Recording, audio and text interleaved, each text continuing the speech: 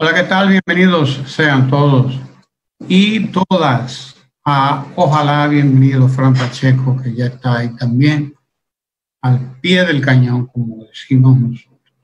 Y como se decía antes cuando había guerra, ya no hay guerra, pero seguimos al pie del cañón, porque ahora hay un cañón virtual, viral más bien, que anda matando gente que va, que es el coronavirus, que nos convoca a una nueva cotidianidad que ya no es cotidianidad, es covidianidad. El COVID nos convoca a vivir en covidianidad porque hay todo un protocolo de comienzo de las labores en algunas empresas pequeñas, en algunas empresas, en las empresas medianas, en la construcción, que a partir de hoy comienza en el transporte, comienza el transporte oficial, el transporte público, el verdadero transporte público, porque el transporte de carro de concho y el transporte de las voladoras es transporte privado. Ese es el transporte de Fenatrano, ese es el transporte de los sindicatos y esto, ¿no? Ese no es transporte público, es transporte privado. El público es la OMS, el público es el metro, el público es el teleférico. Ese es el transporte público, transporte del Estado, transporte que ofrece el Estado. El otro es transporte privado, y es bueno que la gente se acostumbre a distinguir una cosa de la otra. Sí, porque los llamados sindicatos del transporte no son tal cosa. Los sindicatos, llamados sindicatos del transporte, son empresas privadas. Y actualmente están acogiéndose al régimen de la empresa privada como al cual los convoca la ley de tránsito, la nueva ley de tránsito que está poniendo en marcha el Intran, el Instituto del Transporte Terrestre, que dirige la ingeniera Claudia Francesca de los Santos. Ese instituto está convocando a todos esos sindicatos a transformarse en empresas privadas, y ya están en ese proceso, porque eso es lo que son, no son sindicatos, son empresas privadas, y es bueno que sus dueños se sientan como lo que son, no como lo que ellos han pretendido ser, no como lo que ellos quieren ser o han querido ser, sindicatos. No son sindicatos, no señor, son empresas privadas que han servido, como toda empresa privada, para enriquecer a sus dueños, porque eso es lo legítimo en el sistema económico que vivimos, que es el sistema capitalista, que usted haga beneficios con su empresa. Eso es legítimo, totalmente legítimo. Lo que no es legítimo es que usted utilice una categoría como la categoría de sindicato u otra cualquiera para no pagar impuestos o para escabullirse al pago de los impuestos, por ejemplo, porque si usted no es empresa, entonces usted es una ONG o algo parecido, y el régimen impositivo que aplica a usted es otro.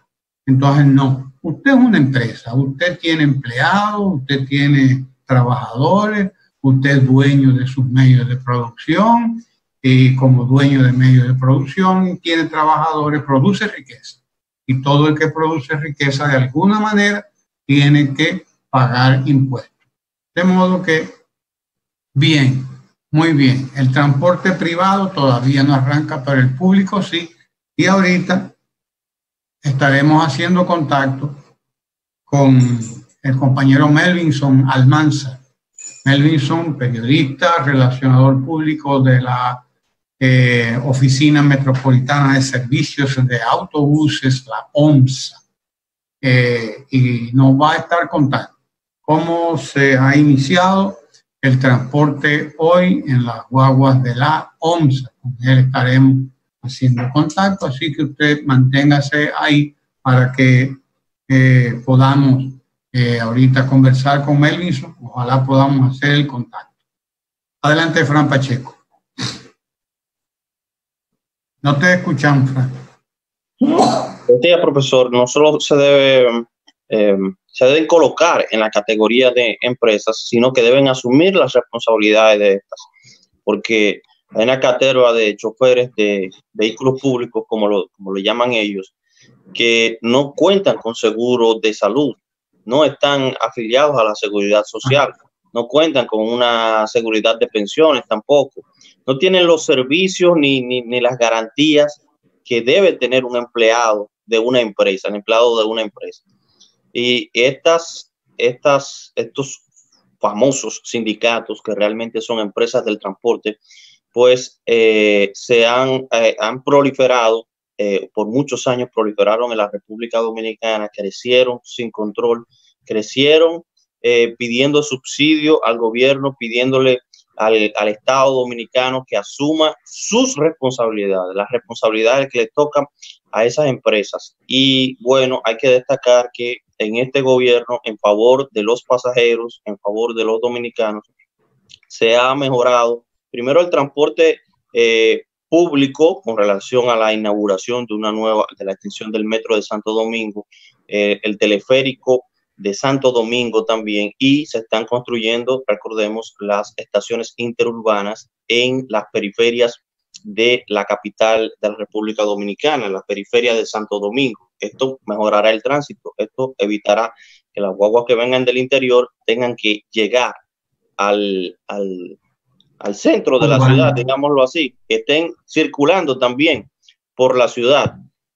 Y bueno, estas medidas, recordamos también que en este gobierno se inicia sus operaciones el Intran, que es el Instituto Nacional de Tránsito y Transporte Terrestre, concentra instituciones como la ONSA, el Metro de Santo Domingo, concentra la OPRED, y otras, o la OTTT también, se funden un grupo de instituciones y se crea el Intran para reorganizar el tránsito y el transporte en la República Dominicana. La creación del Intran también obliga a estos sindicatos a convertirse en empresas.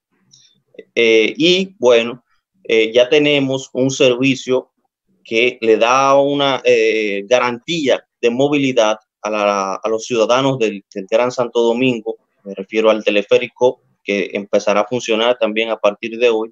Todas las personas que se trasladan desde Sabana Perdida, estoy hablando de Santo Domingo Norte, atraviesan el Santo Domingo Este, en una estación, la estación de los Tres Brazos, y culminan en la famosa cabeza del puente de la 17, en la estación Casandra Damirón.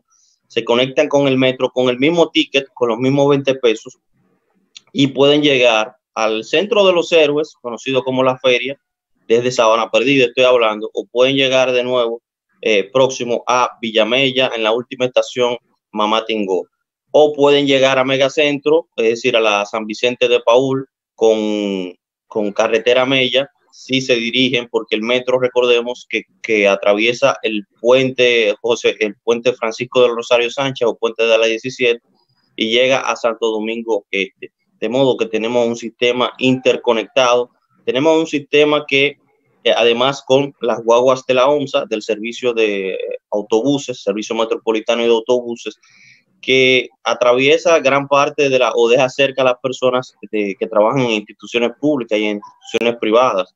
Estamos hablando que cubre barrios como Villa Consuelo, Villa Juana, Simón Bolívar,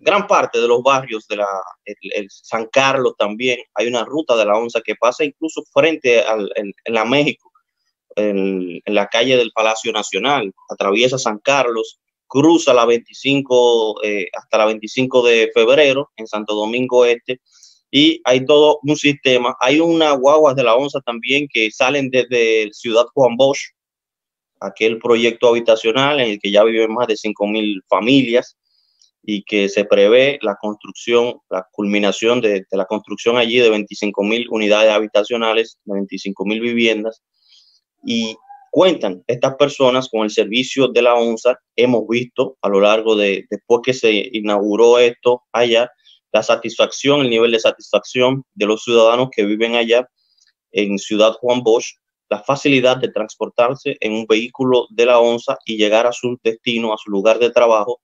Dicho sea de paso, ya se está hablando y ya ocurre en algunos puntos específicos que la ONSA también se interconecta con el metro de Santo Domingo y el teleférico para un pago único. Es decir, usted paga una sola vez y se puede montar, puede subir y usar los tres servicios, ONSA, teleférico y metro de Santo Domingo. Ya lo anunciaba en una de sus últimas participaciones en este espacio de Ojalá, la directora del Intran, Claudia Francesca de los Santos. Y bueno, hoy inician estas operaciones en el Gran Santo Domingo, en Barahona, decía Melvin en días pasados, y en Santiago, donde quiera que funcione el servicio de la ONSA, pues se pondrá en operación. No todas las ONSAs, no todos los autobuses de la ONSA saldrán, será una proporción, y no podrán utilizar todos los espacios dentro de la ONSA, como no se podrá utilizar todos los espacios dentro del metro de Santo Domingo. Eso ya lo estará explicando Melvinson Almanza. Recordemos que esta no es una apertura a la normalidad como la conocíamos antes del COVID-19. Esta es una prueba, una primera fase que como pueblo debemos superar, una primera fase que debemos asumir con mucha responsabilidad, porque repito, lo decía el presidente, lo dijo el ministro de Salud Pública, doctor Rafael Sánchez Cárdenas, lo dice la Organización Mundial de la Salud. Si no logramos pasar esta primera fase, no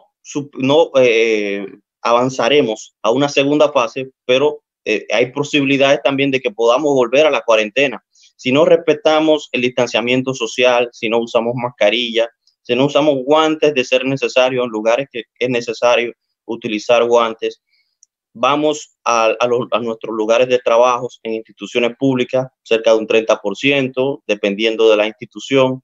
Los micro, pequeños y medianos negocios empezarán a abrir sus puertas después de 2 meses, pero no es un cambio, no es una apertura a la normalidad. Debemos salir con mascarilla a la calle, debemos mantener el distanciamiento social. Los empresarios, los pymes de la mayoría de los barrios, San Carlos, Villa Consuelo, Villa Juana, sobre todo Villa Consuelo, que hay una cantidad importante de negocios ahí. Recordarles a estas personas que además son negocios que de alguna manera están en hacinamiento, porque uno al lado del otro, uno muy pegado del otro, y tienen que ver con hierros, con ventanas, cualquier tipo de cosas. Ya sabemos que Villa Consuelo es, como la conocen, la mata del comercio, la meca del comercio en el Distrito Nacional.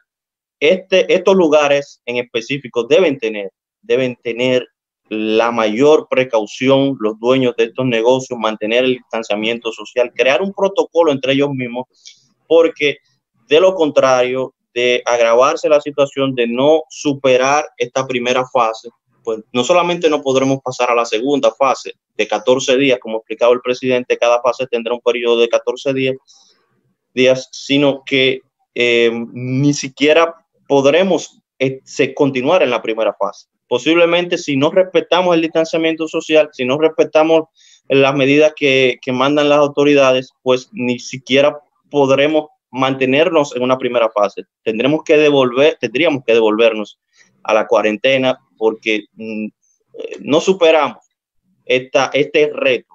Hasta el momento, lo decía en el comentario de ayer, hasta el momento lo han reconocido. Habló lo decía la representante de la OMS, Organización Mundial de la Salud y Panamericana de la Salud, Alma Morales, decía que las medidas que ha tomado el gobierno han sido prudentes y que hasta este momento el comportamiento ha sido bien valorado por esa institución y los resultados están ahí.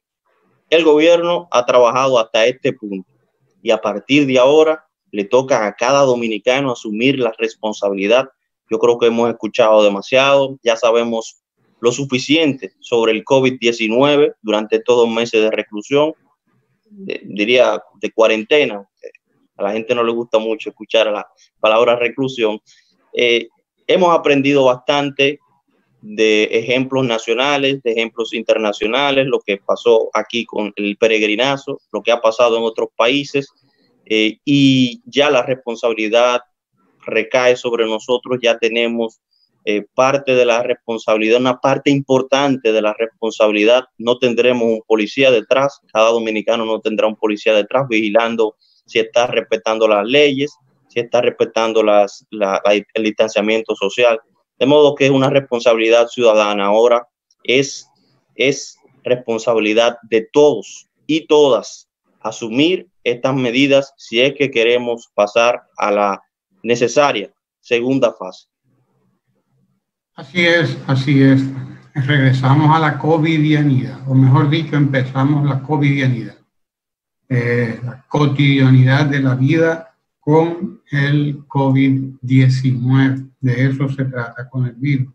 Y, desde luego, el trabajo mayor está en nosotros. El éxito de esta primera fase depende de nosotros. Ya me contaban aquí ahorita cómo una sola persona contagió a 60 más, porque era uno el que estaba infectado. Entonces un coro que ensayaba, coro con más de 60 personas, imagínense, en el canto y en la cosa, no hay protección, está todo el mundo junto. Pues esa es una de las historias de contagio de coronavirus, una de las tantas historias que indican por qué debemos mantener la distancia física. Repito, la distancia física, 1 metro a los lados, 1 metro hacia adelante, 1 metro hacia atrás, 1 metro cuadrado, 1 metro cuadrado. ¿Por qué respetarla? Porque el virus no viaja lejos en el aire, a menos que haya una situación particular, especial. El virus no anda lejos, no pasa de 1 metro, 1 metro y medio. Usted está colocado con 1 metro adelante, 1 metro atrás, usted está a distancia suficiente y a los lados de cualquier contagio, cualquier persona que pueda contagiarlo. Si tiene además la mascarilla, pues usted está doblemente protegido, y los especialistas insisten en que los guantes no son tan importantes, porque si usted se lava bien las manos cada vez que va a un sitio o sale de ese lugar o pone las manos en determinados lugares públicos, sobre todo, porque supone que en su casa usted tiene el ambiente controlado. Tan pronto usted sale a lugares públicos, entra en oficina, entra en comercio, entra en donde sea. Si usted se lava las manos y no se las lleva antes a la nariz, ni a la boca, ni a los ojos, pues usted no tiene problema. Ni siquiera necesitaría los guantes, porque los guantes lo van a contaminar igual. Usted tendría que, aunque tenga los guantes puestos, tendría que estar lavándose las manos, aunque tenga los guantes puestos. O sea, el que crea que no tiene que lavarse las manos porque tiene guantes puestos se equivocó. Si se lleva la mano a la nariz, a los ojos, a la boca, aunque tenga guantes puestos, se va a contaminar igual. De manera que lo que sí es importante es el uso de la mascarilla. Eso sí es importante.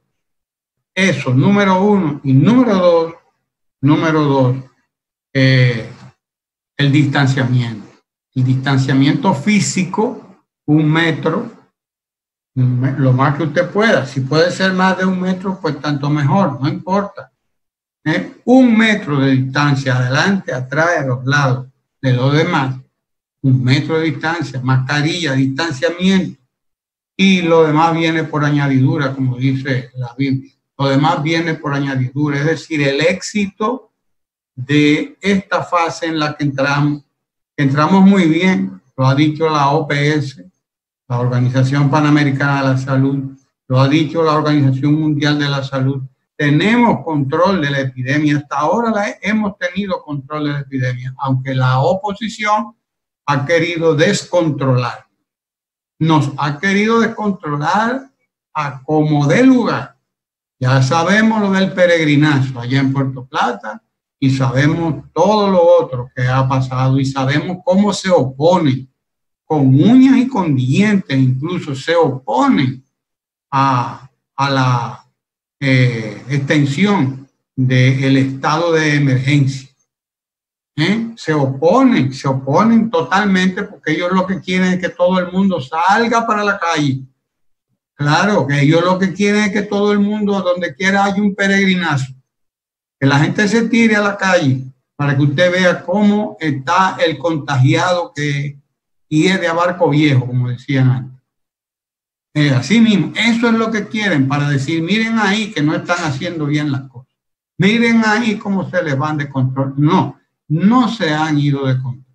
Si tomamos las estadísticas, vamos a ver que tenemos una curva que va bastante plana, con una curva que sube a 500 y tanto, pero que vuelve con el tiempo y regresa a los 300, a los 200 y pico de contactos. No hemos tenido picos muy altos. Y eso es lo que explica que el sistema de salud haya podido atender cada momento, incluso cada momento de desastre, como el peregrinazo de Puerto Plata, cada momento de desastre, como al principio en Macorís, donde hicieron otro peregrinazo. El primer peregrinazo fue en Macorís, lo que pasa es que no fue con un peregrino, fueron los candidatos de la oposición en su euforia, tiraron la gente a la calle, más un carnaval que hubo, más una fiesta que hubo, más un contagio que vino de fuera, y ahí está todo resuelto. Ahí comenzó en la provincia de Duarte y sobre todo en la capital de la provincia, San Francisco, el problema, porque la aglomeración que se produjo provocó eso que se provocó, que les dije ahorita, que un solo positivo de coronavirus contagió a 60 personas que estaban en un coro, ¿entiendes? Y era un coro de verdad que estaba ensayando hace un buen tiempo, pero no sabían qué era lo que estaba pasando con el coronavirus y bueno, ahí está, salió todo el mundo contagiado. Desafinó el hombre. Sí, desafinó el que tenía y contagió a todo el mundo ahí. Eso es lo que pasa, son las aglomeraciones y hay que decirlo a todos los que viven en nuestros barrios. En nuestros barrios no podemos andar sin la mascarilla en nuestros barrios, porque nuestros barrios no tienen la suerte de la clase media alta. Ya quisiéramos nosotros y de la clase alta, que viven con mucho espacio. Viven con mucho espacio, de hecho están distanciados físicamente. Nuestros barrios pobres no están distanciados físicamente, están uno a continuación del otro, una casita pegada de la otra. Y cuando hay contagio en una, pues lo más probable es que pase el contagio a la otra, a menos que se use la mascarilla, a menos que tengamos el distanciamiento físico, porque el social es el que impide el estado de emergencia. El toque de queda que comienza ahora, por suerte, ya a las 7 de la noche.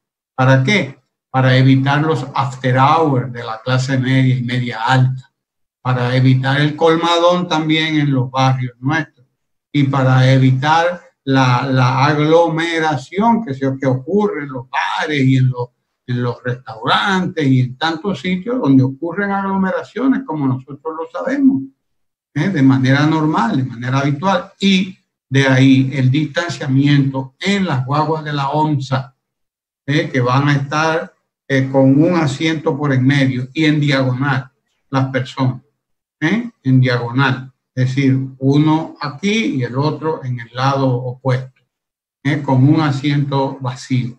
Es decir, las guaguas de la OMSA estarán funcionando al 30%, calculan las autoridades de la OMSA, 30%, para que lo sepamos y sepamos que tenemos que cuidarnos nosotros, porque cuidándonos nosotros, cuidamos a los demás. Cuidamos a los demás cuidándonos nosotros. Use su mascarilla, no deje de usarla por nada en la vida. mientras esté fuera de su casa. Bienvenido Sergio Pérez Amaro, que se nos une.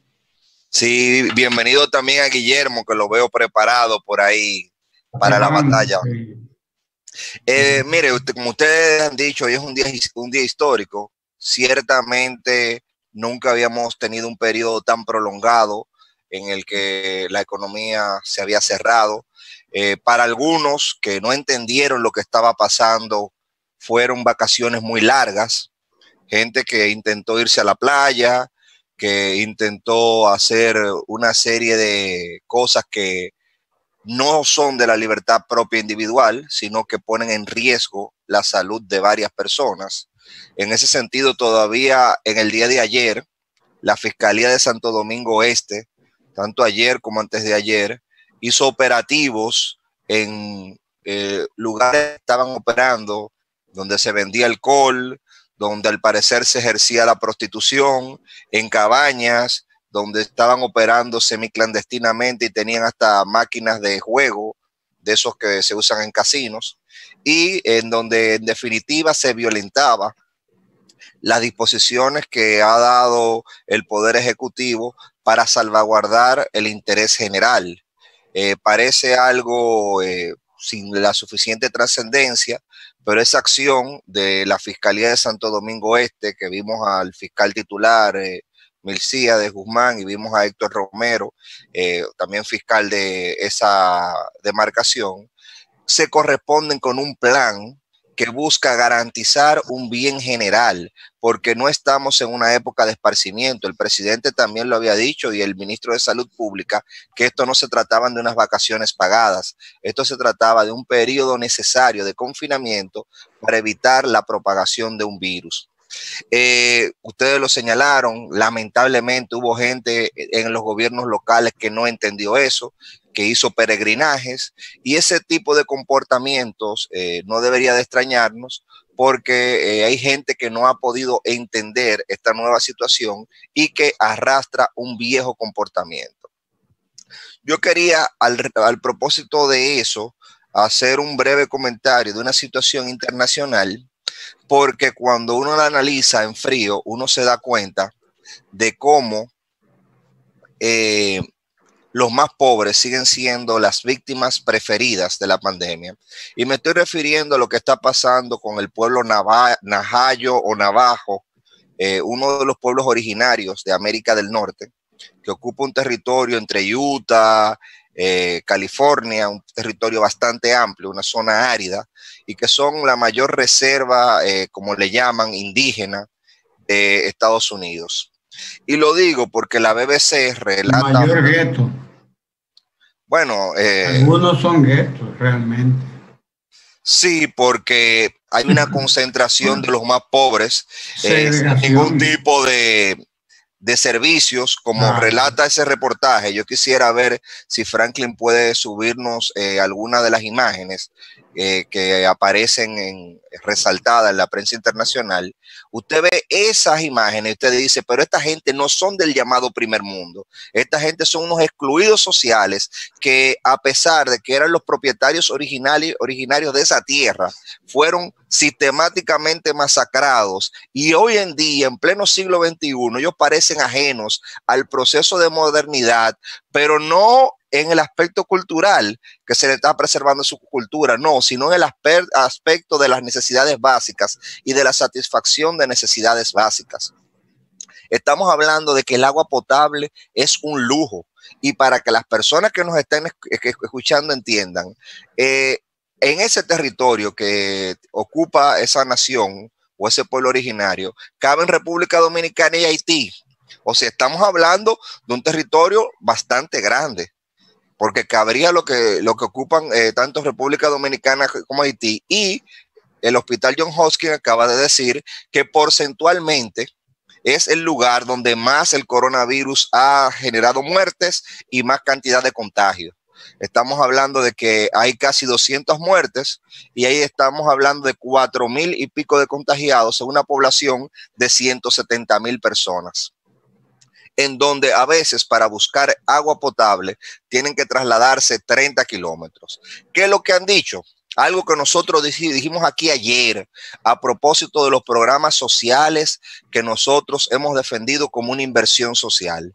¿Qué dijeron en Estados Unidos? Miren, lo que está pasando con la población najayo o navajo es que hubo décadas y décadas de abandono, y esas décadas y décadas de abandono, de que no existieran más de 25 camas en un hospital de unidades de cuidado intensivo, más de 25 camas. Eso es lo que ha provocado lo que estamos mirando en ese pueblo. El descuido sistemático, la falta de ayudas sociales, la falta de una visión solidaria, la falta de transferencia condicionada.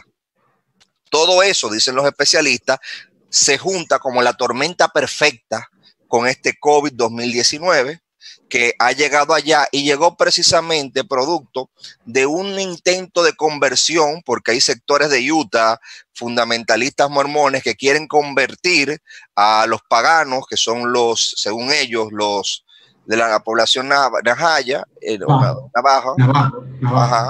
y quieren convertirlos a la fe, y en ese proceso de conversión llegó uno con la enfermedad y diseminó por toda esa población.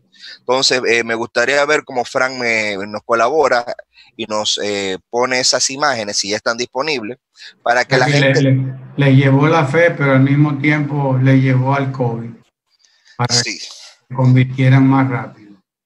Sí, le llevaron alcohol, son víctimas de drogadicción, porque al final hay una falta de oportunidades. Y Fran ayer fue muy enfático en la creación de oportunidades en República Dominicana, en cómo era necesario seguir creando oportunidades, porque nosotros, miren esa imagen que aparece ahí. Eso que parecería en México, que parecería en cualquier lugar de tercer o cuarto mundo, eso es nada más y nada menos que en esa reserva de un pueblo originario que fue despojado de su tierra y que hoy en día, en pleno siglo XXI, sufre la crudeza de esta enfermedad, producto de la falta de políticas públicas, producto de una falta de inversión social.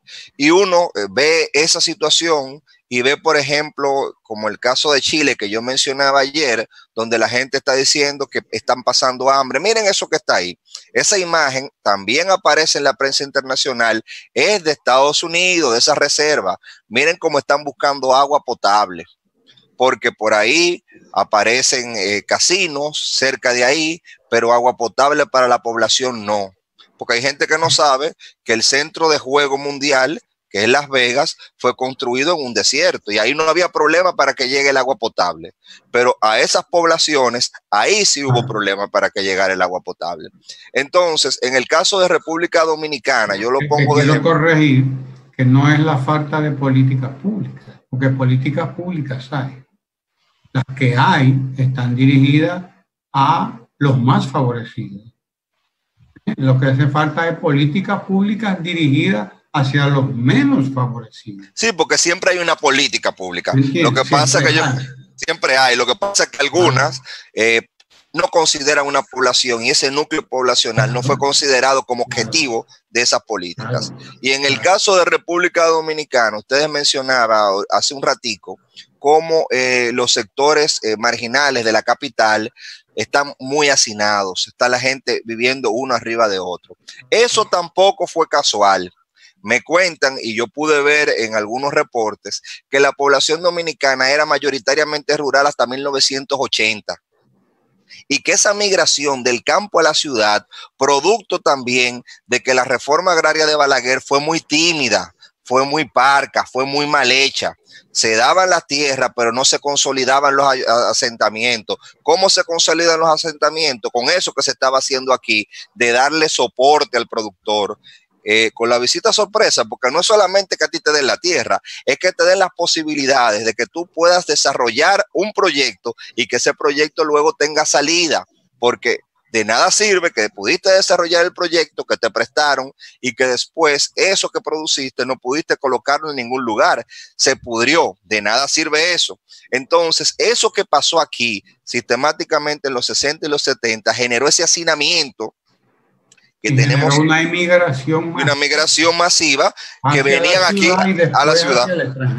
Claro, entonces venían a la ciudad y se colocaban e invadían tierra alrededor de sectores, tierra del Estado generalmente, pero también tierra privada, y usted se encuentra que así creció nuestra ciudad. Rodolfo Cuescu Weber, ese poeta dominicano, decía que la gran miseria se convirtió en el gran arquitecto en ese momento. Y eso parece que fue real, producto de esa política de abandono, tanto de los 60 y 70 como de los 80, la llamada década perdida. Entonces, haciendo este panorama, voy a pasarle el bate a don Guillermo Ricard Calventi, a quien desde hace varios días nosotros estamos pidiendo para escuchar sus orientaciones. Buenos días, don Guillermo. Pero yo no veo a don Guillermo ahí en la pantalla mía. ¿Cómo que usted no lo ve? No, yo no veo a don Guillermo. Así que, si lo oímos bien. Tiene el micrófono apagado, Guillermo. Quiero destacar mientras Guillermo Ricard Calventi, pues ya está conectando su audio. Dice Juan Ariel Jiménez, que es nuestro ministro de Economía, el ministro de Economía de la República Dominicana. Comunicamos que ya está disponible el protocolo general y sectorial para empresas y organizaciones. La covidianidad segura requiere el esfuerzo y colaboración de todos. En el enlace pueden descargar, coloco un enlace. Seguros en casa y seguros en el trabajo.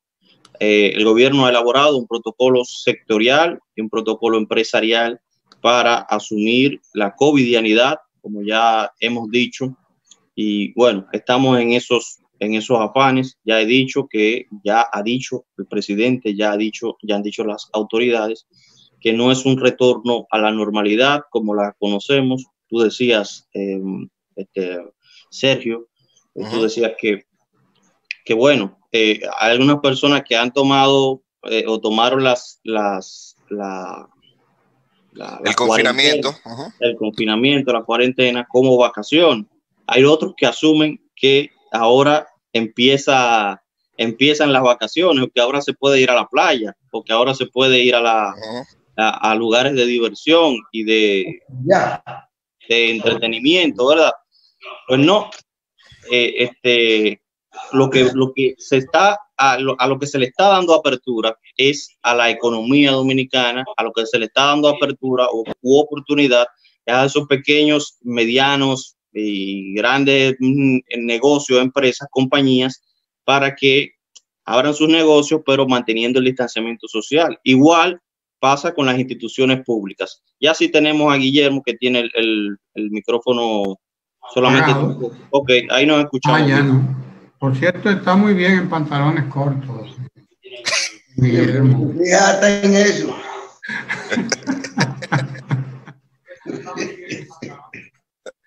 Bienvenido a la covidianidad.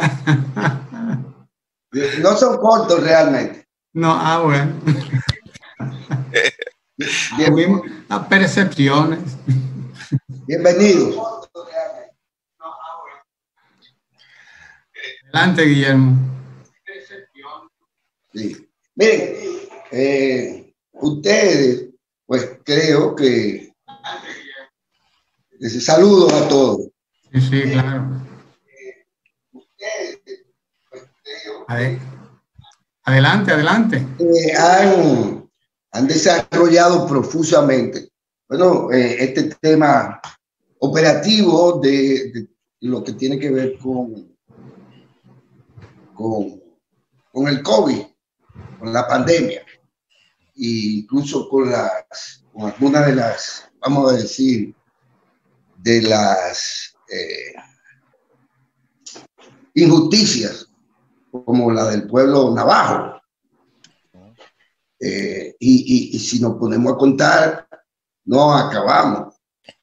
Pueblos sin agua, pueblos con pandemias que llegaron hace más de un siglo y no se han ido. Probablemente hasta viruela haya en muchos países del mundo, algo que fue erradicado a principios del siglo, en el siglo XX. Pero bueno, la realidad es que hay temas más, para mí, más preocupantes en el sentido estricto de la palabra. ¿A qué me refiero? Quiero referirme a política y pandemia. Porque, y no me quiero referir a las políticas emanadas de los órganos competentes y del Poder Ejecutivo, que tienen que ver con la serie de fases para el desescalamiento, ¿verdad? No, porque no nos corresponde eso y no tiene sentido discutir políticas sobre las que uno directamente no puede incidir, ni hay mecanismos claros para que uno pueda aportar ideas propiamente críticas.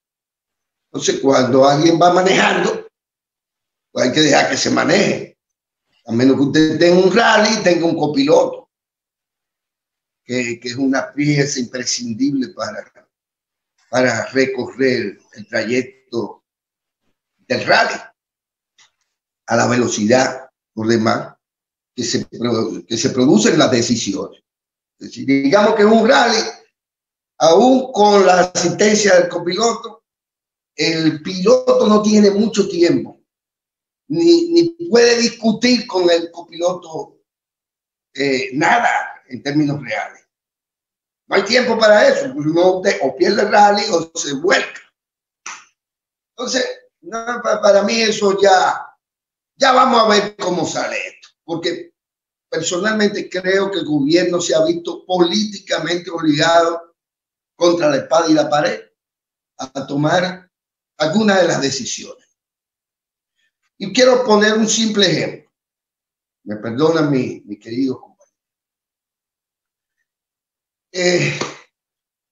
A propósito de las elecciones o de las votaciones de los dominicanos en el exterior, que hay una especie también de politiqueo con este tema. Vemos a un principito y a un señorito, bueno, convertidos en amos y señores de las decisiones de la Junta Central Electoral, cosa que parece que viene de lejos. Pero, ¿qué dice España? Aquí no hay condiciones para que extranjeros voten en ningún sitio. Tan simple como esto. ¿Qué dice el gobierno de los Estados Unidos? Pues en su país no hay condiciones para eso y que ellos no autorizan eso. Que vamos a buscarle la vuelta, sí, pero vamos a buscarle la vuelta. Ahora, la realidad es que las autoridades de estos dos países que he mencionado concretamente, en donde probablemente hay la mayor concentración de dominicanos en el exterior, se dice, no, aquí no puede ser. Por encima de la decisión soberana de estas naciones, pues aquí los politiquitos insisten, y de hecho dirán también que es que el gobierno no quiere que los dominicanos en el exterior voten. Anótenlo por ahí, si no lo han dicho allá. Y entonces uno dice, ¿pero y por qué? Bueno, porque el señor Sánchez en España acaba de pedir, o va a pedir, qué sé yo, un mes más. ¿De qué? De la medida que nosotros estamos ya levantando. Porque todo muy bien, distanciamiento, mascarilla, todas estas cosas. Fantástico todo. Qué pueblo tan ejemplar el nuestro. Que 40.000, 50.000 personas no cumplen un toque de queda. Centenares de agresiones contra las autoridades, agresiones de todo tipo, contra las autoridades que pretenden hacer cumplir las cosas, las decisiones, las medidas. En un país en donde nunca se dijo, y óyelo Ramón, nunca se dijo que el levantamiento del toque de queda, que no es el de bandera, el de queda, que se producía, qué sé yo, 6 de la mañana hasta las 6 de la tarde, 5 de la tarde. Era para que entre las 6 de la mañana y las 5 de la tarde todo fuera prácticamente normal.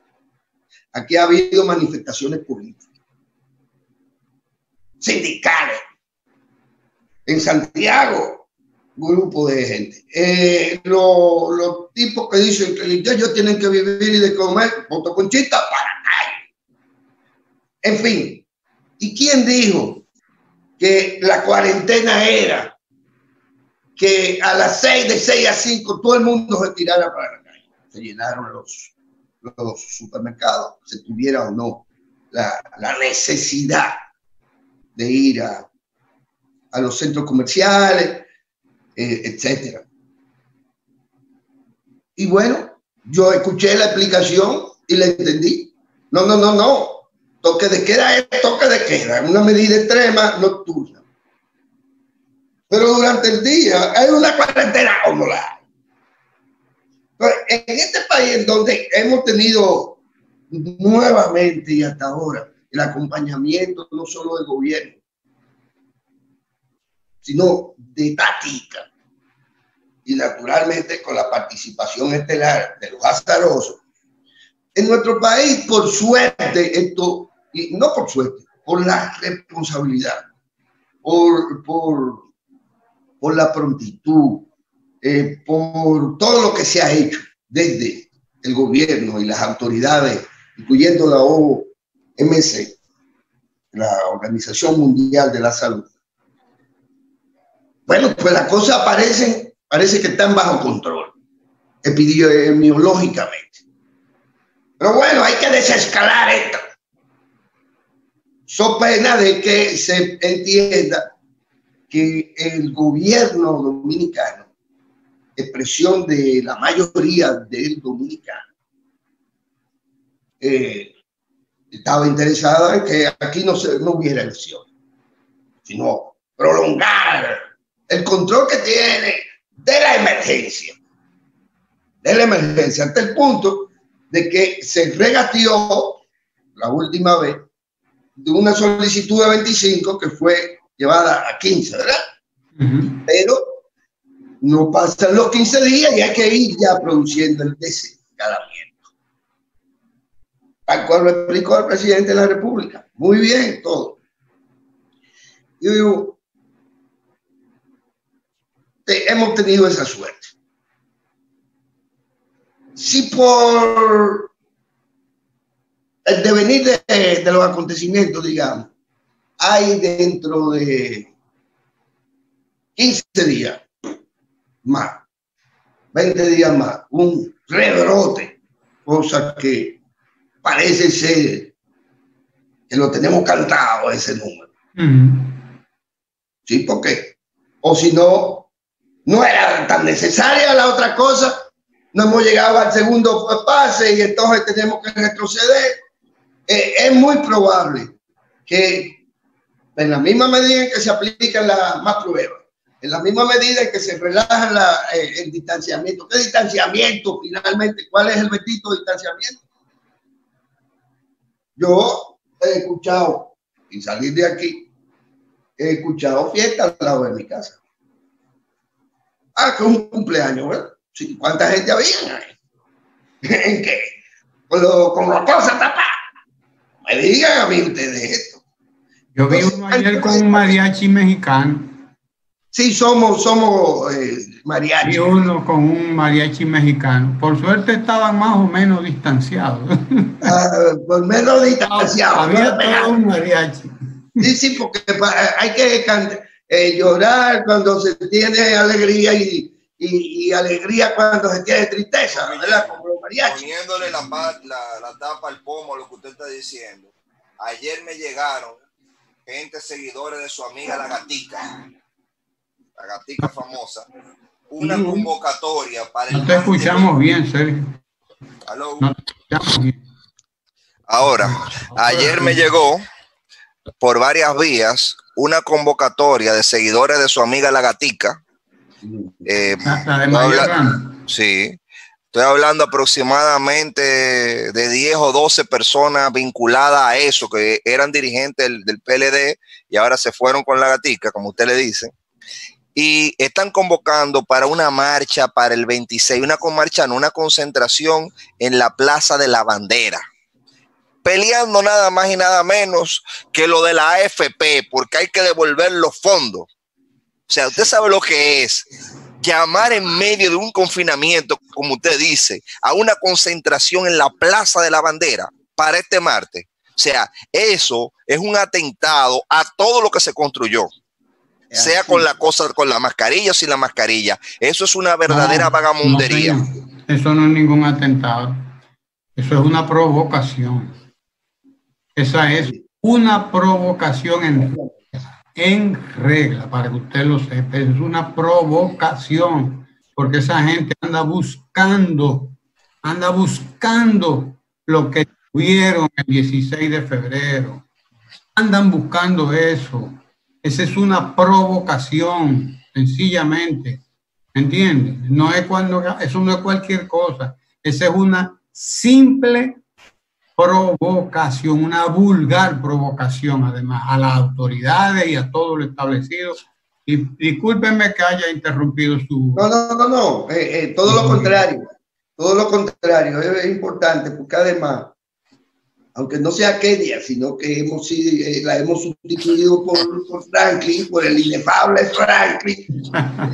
Lo cierto es que hay que hacer una pausa para lo del café. O sea que ya yo me le fui adelante. Desarrollo mi tema más ampliamente. Aquí me lo trae Milagro, mi café Santo Domingo. Dichoso sea usted. Haremos la pausa. La vida nos ha cambiado.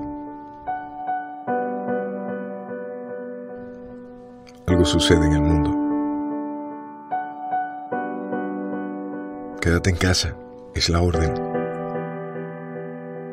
6 pies de distancia entre unos y otros, guantes, mascarilla. No sabemos cuándo va a terminar. Pero de una cosa sí estamos seguros. Seguiremos despertando sonriendo al sol, pensando que este es otro gran día para todos nosotros y los nuestros. Pueden pedirnos estar a kilómetros de distancia. Aún así, desde cada hogar y con cada taza, seguimos unidos por esa costumbre que nos alienta a ver un mejor mañana. La vida nos ha cambiado, sí, pero lo mejor de lo nuestro, eso siempre permanecerá.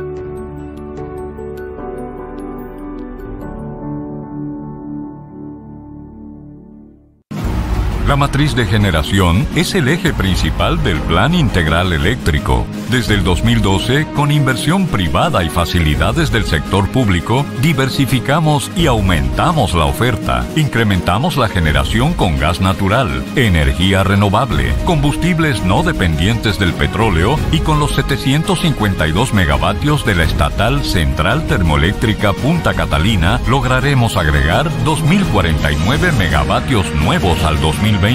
En 8 años hemos duplicado la capacidad de generación eléctrica del país. Estamos cumpliendo, garantizando energía suficiente y verdaderamente competitiva, avanzando juntos hacia la solución definitiva. CDEE, iluminando en el presente para el futuro del país. La pandemia es algo inesperado, rápido y peligroso. Algo así como caerse de un avión. Sin embargo, tenemos formas de hacerle frente. Nuestro sistema de salud y las medidas de prevención y distanciamiento son nuestro paracaídas. Piénsalo, no te lo quitarías a mitad de camino, ¿verdad? Hasta que estemos todos a salvo, no bajes la guardia. Quédate en casa. Comisión de Alto Nivel para la Prevención y el Control del Coronavirus. El Ministerio de Educación Superior, Ciencia y Tecnología, MESID, ejecuta el proyecto 1 a 1 en el marco de República Digital, que implica la entrega de computadoras y becas a estudiantes y profesores de la carrera de educación. Con el proyecto 1 a 1 de República Digital MESID, aprenda a utilizar tecnologías educativas. y como profesores actualizamos nuestros conocimientos. Los estudiantes y profesores son capacitados en el uso de tecnologías digitales aplicadas a la educación para fortalecer la enseñanza y el aprendizaje, y a través de Becasoft se otorgan becas para estudios en universidades nacionales e internacionales en las áreas de tecnología y desarrollo de software. Con este programa se hace una contribución fundamental al desarrollo y modernización del país mediante el fomento de la investigación, la innovación y la competitividad. Un esfuerzo coordinado por el Ministerio de la Presidencia y por el MESID. Adelante, don Guillermo. Ok, estamos en el aire de nuevo, aunque yo no lo veo en la... Bien, retornamos, querido compañero. Miren, he mencionado el caso de, y ya se ha hablado, ¿verdad?, de la actitud politiquera e irresponsable de los que están jugando a elecciones. A elecciones de la manera más irresponsable y más insólita. Y en el caso del gobierno, que tiene una pistola fuerte en la cabeza. ¿Por qué? En definitiva. Pero, miren, el tema de la economía y el tema estrictamente científico que tiene que ver con la investigación y el desarrollo de la vacuna o de anticuerpos o de tratamiento que algunos, según los propios que experimentan, pues podrían dar resultados antes de que aparezca una vacuna. Pero estamos hablando de que si aparece la vacuna, Donald Trump la quiere para ellos. Y ya Francia se ha prestado a esto, en el entendido de que, bueno, los gringos fueron, los yanquis fueron los que invirtieron una mayor cantidad de dinero y ellos tienen preferencia. Por suerte, los contrapesos son interesantes. China ya dijo que ellos van a liberar la vacuna que ellos evidentemente están desarrollando y que la van a poner a disposición de todos. Los hindúes también están trabajando. Los hindúes por igual. Es decir, que tenemos estos contrapesos. Pero esto indica que hay una corriente. Italia y Cuba también están trabajando en vacunas. Sí, prácticamente todo el mundo está trabajando. Y si tú no lo sabías, ayer vi en la televisión japonesa una información real, y es que el presidente Donald Trump está tomando hidroxicloroquina. Firmado ayer, hidroxicloroquina está tomando, o está infectado. Él dice que no, que es en prevención, y que es verdad que la está tomando, pero que es en prevención. O sea que no sabemos si es que le pasó lo mismo que a Boris Johnson, el primer ministro inglés, sí, no un mes interno en un hospital, después de haber pasado otro mes negando la existencia del virus. El hidroxicloroquina ayer confirmó la NHK japonesa, que fue donde la vida noticia. Pero bueno, yo quiero que lo veamos en la perspectiva, ¿verdad? No solo del inmediatismo, sino de largo plazo, un poco. Largo plazo. En cualquier caso, los más optimistas hablan de 2 años, es decir, de a finales del 21, lograr esto, lo de la vacuna. Los más optimistas dentro de ese grupo, pues te hablan de que probablemente ya dentro de 6 meses, pues podrían tener para su procesamiento y demás, dentro de 6, 7 meses, tener una respuesta científica a este tema. Esto naturalmente no saca del juego, de la ecuación, la inmunización que se produce a lo largo de todo esto. Hay gente que fue inoculada, pero que son asintomáticos, le llaman. Así, claro, que les da muy levemente. Sí, muchos también. Casos que tuvimos allá. Interesante saber, porque lo vi también extensamente en estos días, que lo de vacuna viene de que había una viruela animal, que era la de las vacas.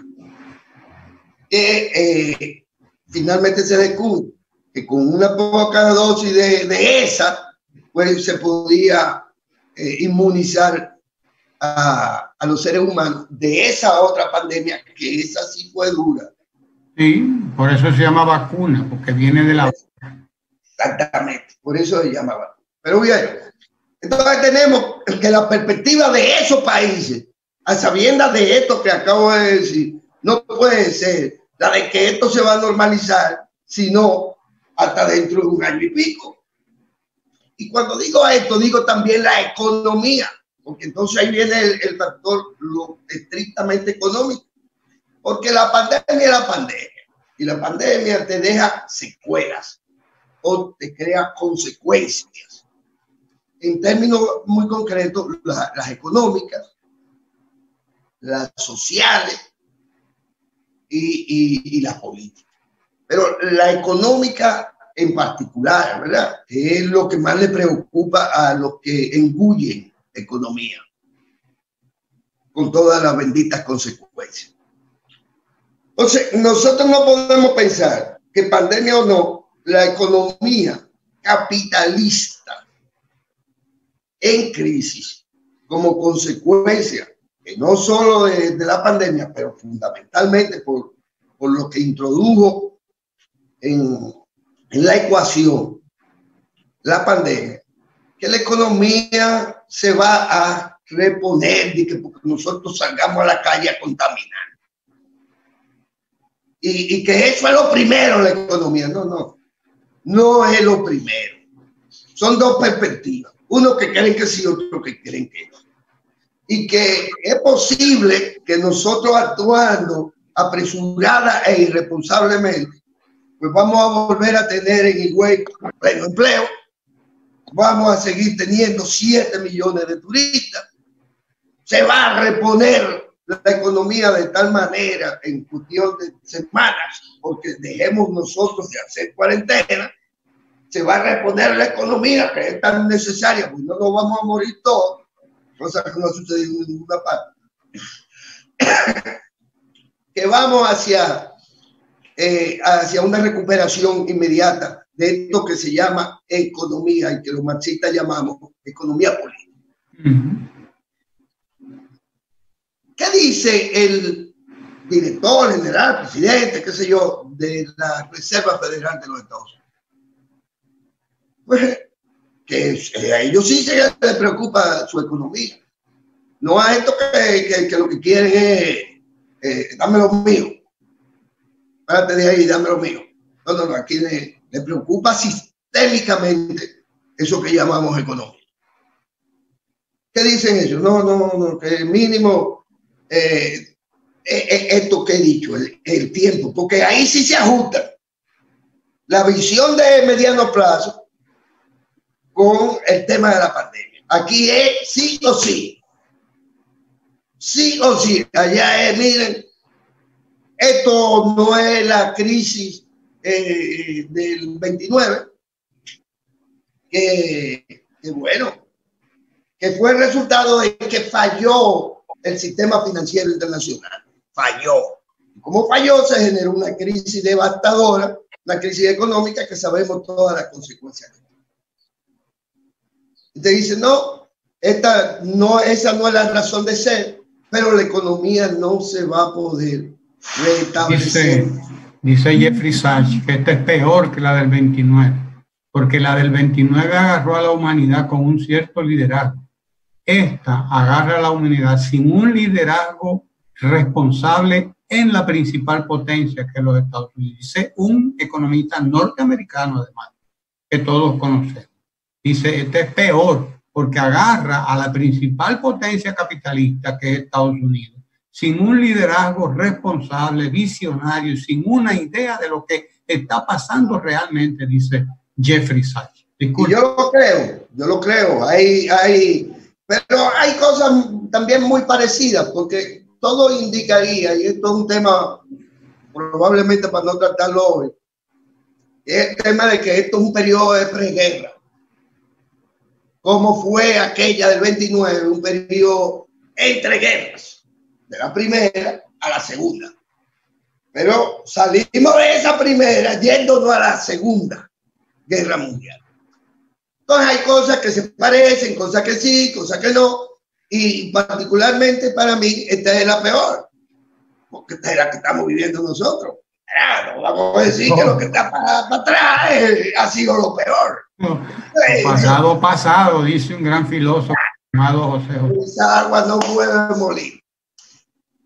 Pero todo indica, según ese propio señor de la Reserva Federal norteamericana, que la cosa no se puede normalizar, sino mínimamente hasta dentro de 6 meses, en espera de lo demás.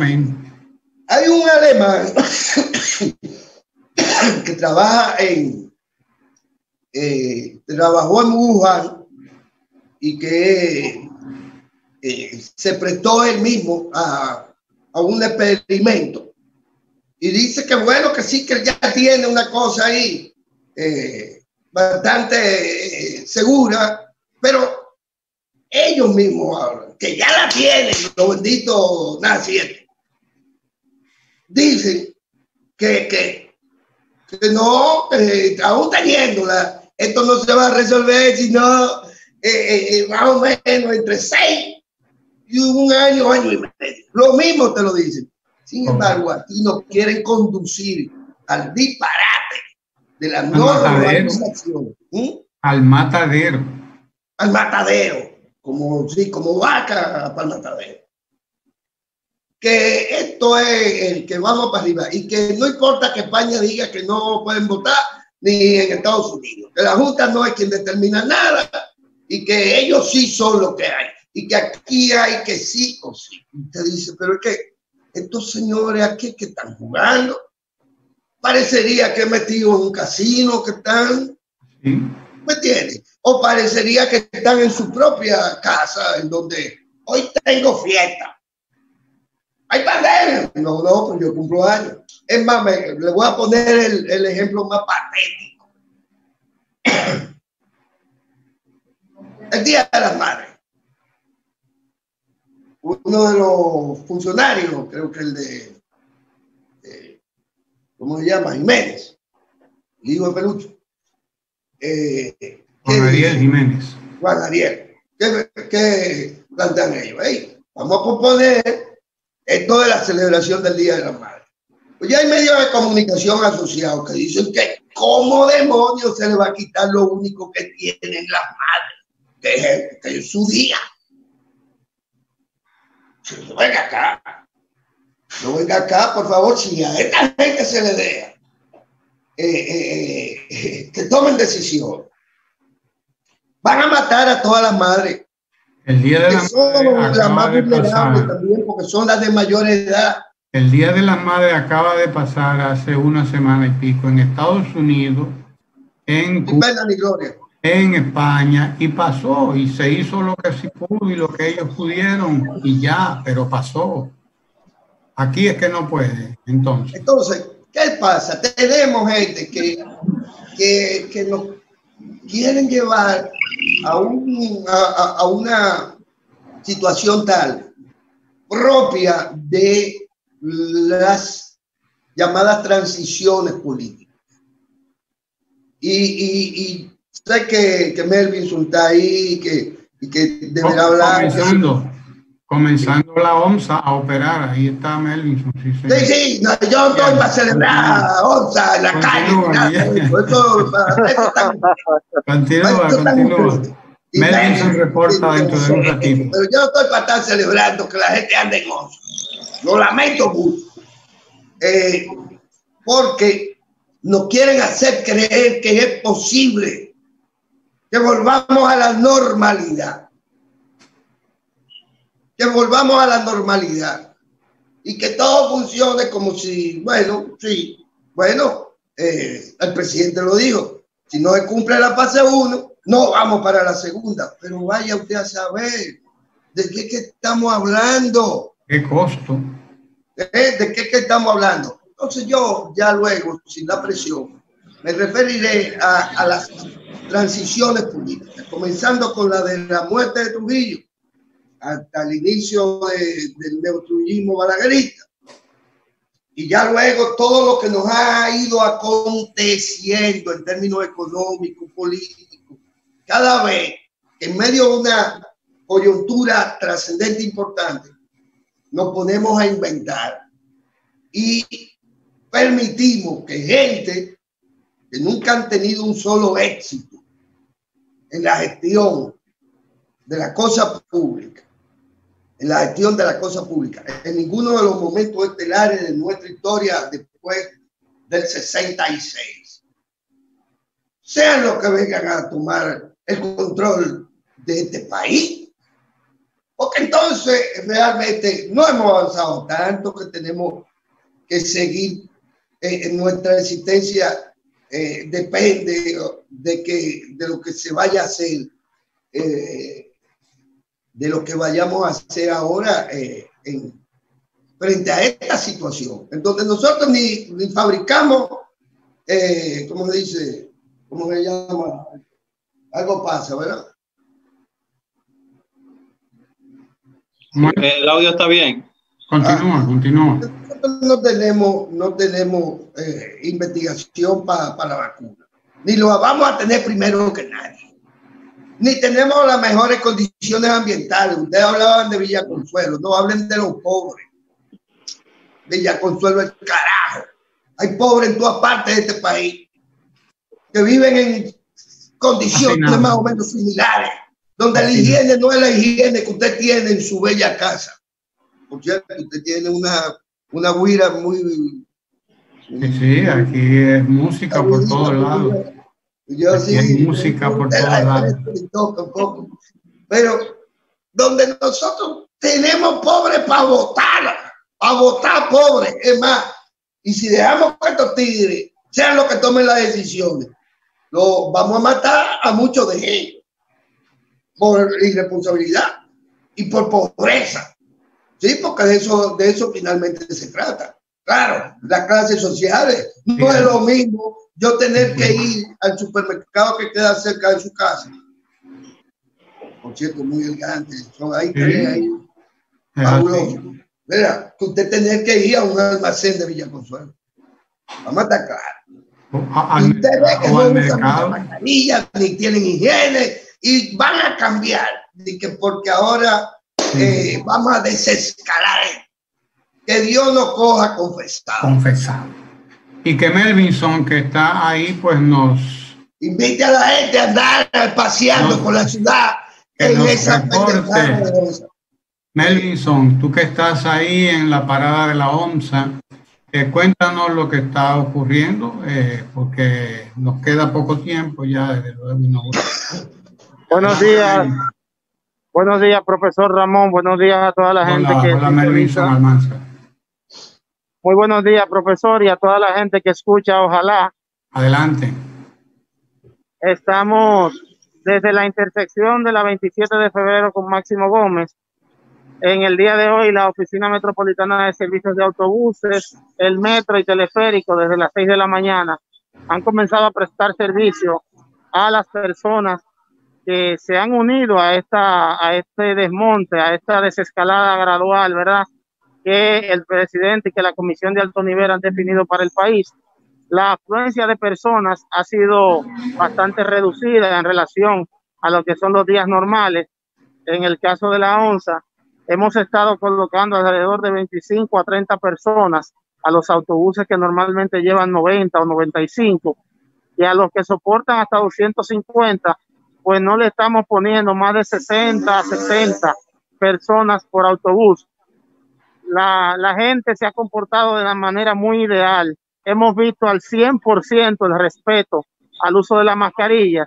En el caso nuestro, hemos tenido supervisores en los autobuses y en las paradas, de manera tal que la gente respete el distanciamiento social, tanto en la parada como dentro de las unidades.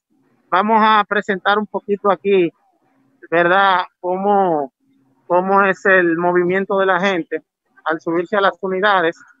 Podemos percibir aquí que la gente está conservando buena distancia en las filas. Veo una persona también, está respetando bastante bien. Una persona de la OMSA que está dirigiendo el proceso también. Sí, ahí la podemos percibir a una supervisora. Ella dirige la fila y en la puerta de los autobuses tenemos tanto un supervisor de la OMSA como un efectivo de las Fuerzas Armadas que nos están dando soporte. Ayer logramos en una conversación con el Ministerio de las Fuerzas Armadas o de Defensa y la policía que nos den asistencia, sobre todo en las paradas de mayor afluencia de personas. Realmente, vamos a ver aquí cómo se ven las unidades desde dentro. Fíjense que estamos yendo con la gente separada, distanciada socialmente, y las guaguas van prácticamente a un poquito menos del 30% de lo que es su carga habitual. Muy bien. Es muy importante destacar nueva vez que la gente ha respetado el tema de la mascarilla al 100%. Y además que han sido bastante generosas, han contribuido con el llamamiento que están haciendo nuestros supervisores y los miembros de las Fuerzas Armadas para respetar el distanciamiento social. ¿Alguna inquietud, profesor? Excelente, muchas gracias Melvinson. Y creo que satisface grandemente el ver que el nuestro es un pueblo consciente, que es un pueblo disciplinado, que está informado además, por lo menos la parte que está aquí en la capital y que tú nos has mostrado. Hemos visto que la gente ha comprendido que el distanciamiento es fundamental y que además todo el mundo, como tú lo explicas, 100% lleva su mascarilla. Hay que crear no solo la cultura de esto, sino la conciencia de por qué. No es solo para defendernos nosotros, no es solo para cuidarnos nosotros, sino para cuidar a los demás. Hay un fin solidario en todo esto. Cuidarme yo, pero cuidar a los demás, sobre todo cuidarnos todos. De eso se trata en esta primera fase de lo que alguna gente llaman el desescalamiento, que no es más que una flexibilización de las medidas de cuarentena que hemos tenido hasta ahora. Flexibilización gradual. Y ojalá nosotros podamos superar esta primera flexibilización. Adelante, Fran Pacheco, Guillermo, Sergio, que están ahí. Adelante. Adelante. Parece que no me están escuchando ustedes. Sí, te estamos escuchando. Te estamos escuchando. No habrá, no sé si todos, pero te estamos escuchando. Pero mira, el tema para mí es que sí, una parte importante, entiendo yo, que se mantiene en cuarentena aún hoy. Y eso funciona bien ahí. Masifica eso. Masifícalo. A ver si esa operación tiene algún sentido. Porque es obvio que usted no puede parar 100% nada. Entonces hay gente que tiene que correr riesgo. Que no solo los servidores públicos, que es personal de salud, militares, policías, dirigentes políticos. Mira, de distintas instituciones que están corriendo riesgo desde el primer día, porque es que vamos a ponerlo claro en esto. Es que es lógico que alguien tenga que correr los riesgos. Eso es así, está claro. Ahora, el tema no es ese, el tema es la masificación de la actividad. Pretender normalidad, cuando no es, eso es cuando como no es posible. En medio de que usted esté peleado con su mujer, ella se acueste con usted. Y que porque, bueno, todo está normal. No, aquí no hay nada normal, compadre. Así el tema no es eso, que se le dé el buen servicio a quienes están obligados a correr los riesgos. Hay quienes han fabricado un dilema, salud o economía. No hay un dilema. es salud primero. Si no hay salud, no hay economía, no hay más nada. No es salud o economía, tienen que ir las dos juntas. Así es. Miren, cuando haya que escoger, habrá que escoger la salud primero. Obviamente. Miren, en España, y yo siempre, o sea, cuando yo vi esta estadística, a mí me dio cierto temor, realmente me dio mucho temor. Y es que en España las estimaciones que se hacen, porque algo que ha sido imposible en todos los lugares ha sido hacerle prueba a todo el mundo, porque aquí hay una manipulación con eso. En ningún sitio se le han hecho prueba a todo el mundo y hay un problema con las pruebas. Te dan falso positivo y te dan falso negativo. O sea, te dicen personas que tienen el COVID que no lo tienen y personas que lo tienen aparecen que no. Entonces, eso es lo primero. Pero las estimaciones de a qué porcentaje realmente le ha dado son estimaciones. En España dice que a un 5% de la población. Eso significa que son prácticamente nada. Y si con un 5% colapsó el sistema de salud, imagínense que nosotros pretendamos normalidad. Si nosotros vemos que en España un sistema de salud que no es malo, o sea, había tenido desincentivos desde el PP, pero cuando usted lo mira, es un sistema de salud de primer orden, igual que lo que pasaba en Alemania. Sin embargo, con una población, con una cantidad tan pequeña de infectados desde el punto de vista poblacional, usted tiene que colapsar los sistemas de salud, por eso el confinamiento. Entonces, pretender una normalidad y sobre todo esa tentativa criminal de pretender masificar en una protesta que, por cierto, no tiene mucho sentido cuando usted se pone a analizar quiénes son los que la impulsan, porque la reforma más drástica que se le ha hecho a la Ley de Seguridad Social, que se le han quitado más de 10,000 millones de pesos a lo que serían las AFP, cuando usted se pone a ver, se hizo recientemente y no fueron ninguno de ellos que le hicieron. Esa reestructuración de la Ley de Seguridad Social, que ojalá la discutimos bastante, inclusive con doña Nelcy de Marmolejos, donde explicaba que se le estaban dando poderes a la DIDA, como el de la representación jurídica, o sea, personería jurídica, para que pudiese actuar en justicia, como a la tesorería social, que se le dio personería jurídica, más dinero para la DIDA, todo eso, toda esa reestructuración que se hizo y ese recorte de la acumulación que tienen las AFP, se hizo y no fueron ellos que lo hicieron. Entonces, de buenas a primeras, quieren chantajear con el tema y está bien que tengan su opinión de chantaje, pero convocar a una protesta masiva presencial en la Plaza de la Bandera, eso es algo que es criminal. Como usted dijo, una provocación. Déjeme decirle lo siguiente, eso es lo menos criminal. Porque ojalá que vayan todos ellos, se reúnan ahí, se contaminen entre ellos y se mueran todos. El tema es que ellos de ahí van a ser 4. El problema no es los llevaremos a la carpa de La Vega. Sí, nos llevamos o le armamos una carpa de la bandera gigantesca ahí, que caben todos, no hay problema. Caben todos. Esto no es el problema, Sergio, es la maldad es el problema. ¿Por qué? Porque los fondos estos tan celebrados y tan apetecidos, ¿están o no invertidos? Están invertidos, señores, a plazo fijo, por así decirlo. Usted sí, venga, y no puede sacarme esto sino dentro de 5 años. Porque son instrumentos financieros, por favor. No es dinero que está en la piscina del Pato Donald. No es dinero líquido, claro. Entonces, ahora, además, es ocultarle al que quizás no puede entender esa intríngulis financiera. Es confundirlo y decirle, esos cuartos están ahí, porque para que los tigres están amasando esa fortuna.